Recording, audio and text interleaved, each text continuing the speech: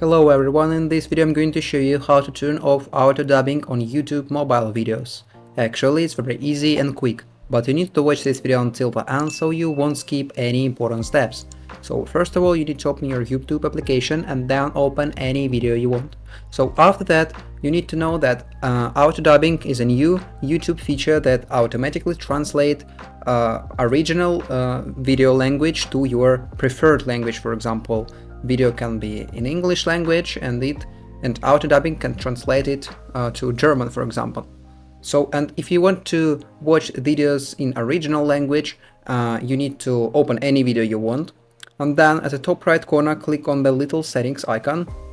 Here it is. And then in this list of options you need to click on the audio track button right up here.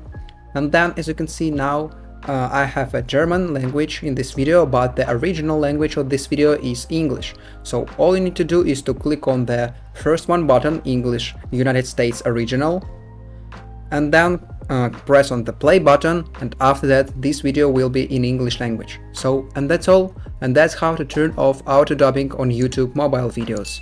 If you found this video useful, leave a like and subscribe the channel. Thank you.